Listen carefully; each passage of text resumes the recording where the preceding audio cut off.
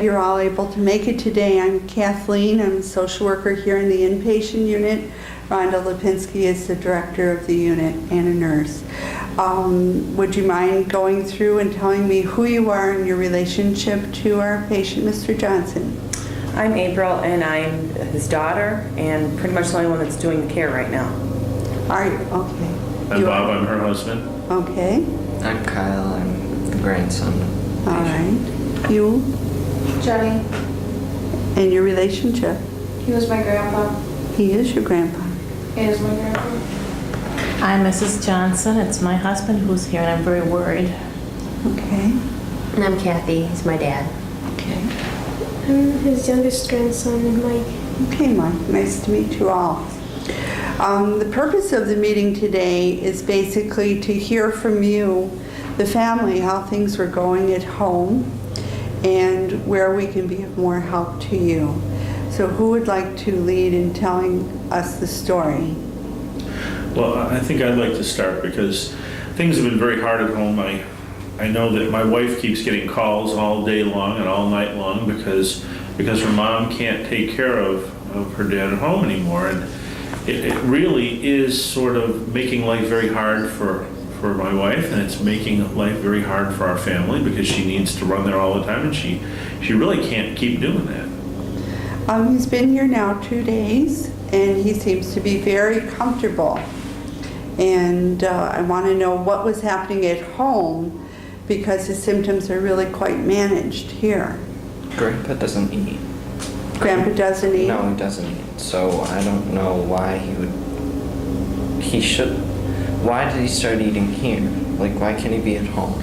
That's why we're having the meeting. So if we have some understanding of what was happening at home, there might be other factors that are causing him not to eat. Well, he's getting care here. I can't be there all day long. I have to work during the day. I come home, I have to get dinner ready for the kids and for my husband. I get over there. Of course, Kathy's not doing anything, and my mother can only handle so much. He's getting round-the-clock care here. That's why he's better. But I give him the care that I can. You know that. I know, Mom, but you can only do so much. You can only do so much. You need to take care of yourself, too. That's why if Kathy did just a little bit more at home, he maybe could have stayed home. Yeah, No, April the martyr. Well, like last week when Dad fell, you couldn't pick him up. You had a hard time with him.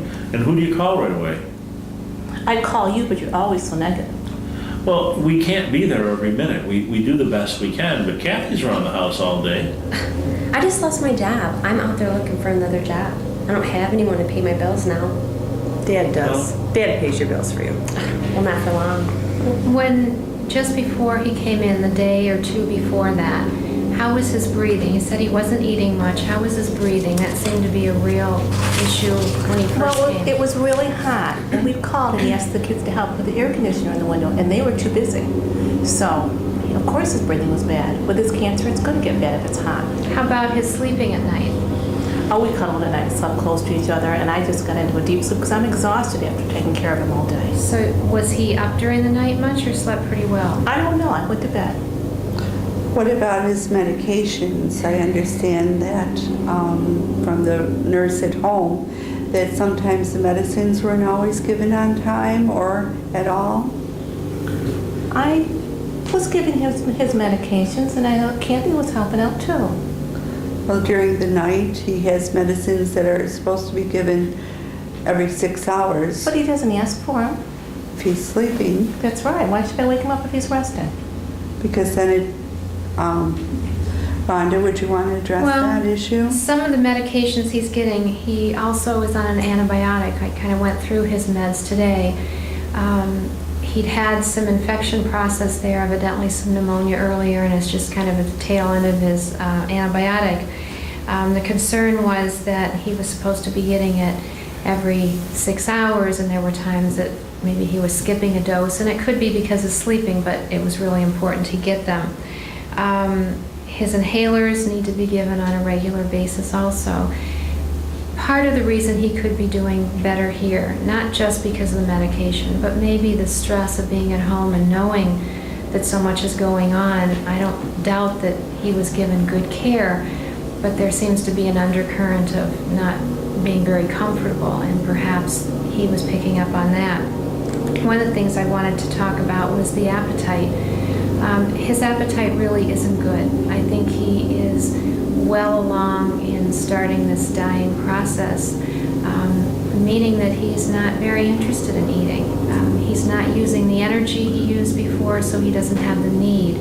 What we try to do is offer him something. If he eats it, okay. If he doesn't, he's listening to his own body, and I think that's a really hard thing often for families to accept, because one of the ways that you nurture him and take care of him is by feeding him. But to come to an understanding that that appetite is going to get less and less But as couldn't time we goes on. like make it more appetizing or like something? Well, probably his taste buds aren't tasting what they did before.